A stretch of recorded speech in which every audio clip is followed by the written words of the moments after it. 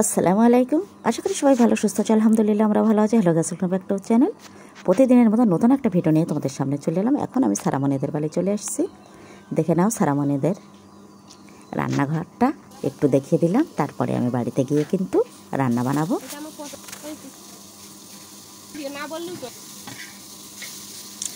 নাদিমের আম্মু এখানে রান্না করছে। এখান থেকে পাশের ঘরটায় কিন্তু সারামণিদের ঘর। সেখান থেকে একটু ঘুরে একেবারে আমার বাড়িতে চলে আসব। আর নতুন একটা ভিডিওতে তোমাদের সবাইকে ওয়েলকাম জানাচ্ছি। যেসব বন্ধুরা আগে থেকে চ্যানেলটি সাবস্ক্রাইব করে রেখেছে তাদের কিন্তু অসংখ্য ধন্যবাদ। যেসব বন্ধুরা এখনও চ্যানেলটি সাবস্ক্রাইব করে এখনই প্লিজ চ্যানেলটি সাবস্ক্রাইব করে পাশে থেকে দেখো বন্ধুরা, আম গাছটায় কত সুন্দর আম আছে। এটা একেবারে এবছরে সারামণিদের নতুন গাছ। এটা কাঁচা মিঠা আম বলে। কাঁচাতে একেবারে মিষ্টি মিষ্টি লাগে। এখানে আমার শাশুড়ি মা সবজি কেটে দিচ্ছে সারামণিদের। সারামণির আম্মু এখনও রান্না চাপায়নি। এখান থেকে আমি সারামণির পাপাকে দেখতে এসেছিলাম। সারামণি স্কুল থেকে ফিরেছে। ওর জামা কাপড়গুলো খুলে দিয়ে হাত মুখগুলো ধুয়ে তারপরে আমি চলে আসবো আমার বাড়িতে রান্না বানাতে। ওটা আমাদের পুরনো বাড়ি। ওখানে আগে আমরা থাকতাম। আমাদের বাড়ি থেকে 2 মিনিট। সবসময় ওখানে যাওয়া পড়ে, ভিডিও করে আর দেখানো হয় না। সাথে সাথে আমি চলে এলাম। এসে এখানে আমি এঁচোড়টা একটু ভাপিয়ে নিচ্ছি।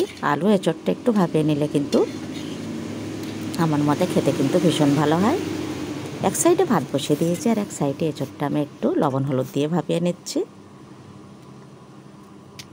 এঁচোড় চিংড়ি একেবারেই আমার ফেভারিট।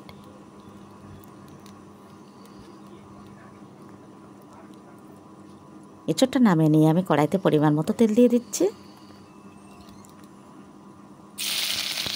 দিয়ে দিচ্ছি পেঁয়াজ কুচি।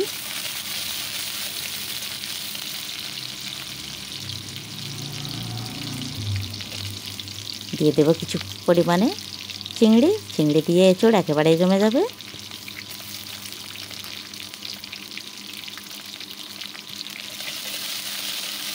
মশলার সঙ্গে চিংড়িটা আমি একটু কষিয়ে নিচ্ছি।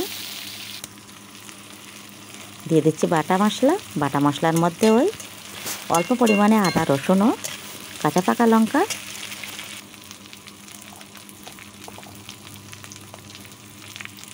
এখন দিয়ে দিচ্ছি স্বাদ মতো লবণ।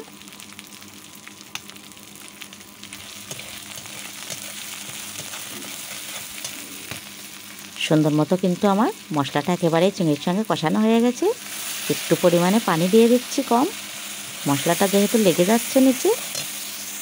এখন দিয়ে দেবো ভাপিয়ে রাখা এঁচোড় আলু।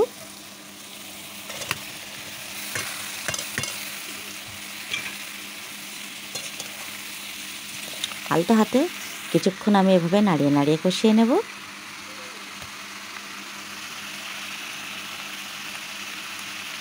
এঁচোড়টা কিন্তু আমাদের কিনতে হয় না, শাশুড়ি মায়ের কাছ থেকেই পেড়ে নিয়ে আসা হয়।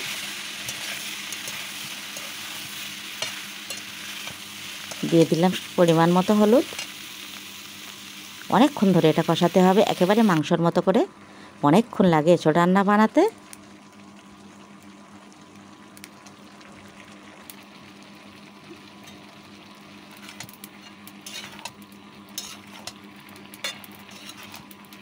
চিংড়ি দিয়ে তো এটা অনেকক্ষণ কষাতে হয়, তারপরেই কিন্তু আস্তে আস্তে রান্নাটা একেবারেই রেডি হয়ে যায়। ঝোলের তেমন প্রয়োজন হয় না।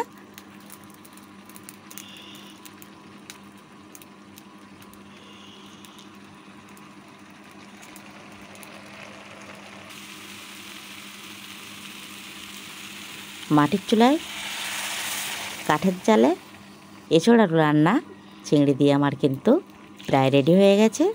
এখন অল্প পরিমাণে পানি দিয়ে ঝোলটা দিয়ে দিচ্ছি।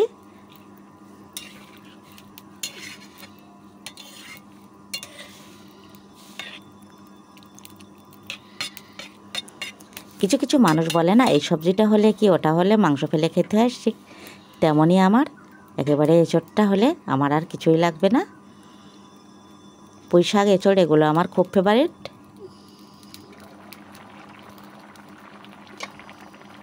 এর মধ্যে কিন্তু আরও কয়েকবার রান্না হয়ে গেছে, সেগুলো তোমাদের সঙ্গে শেয়ার করে নিই।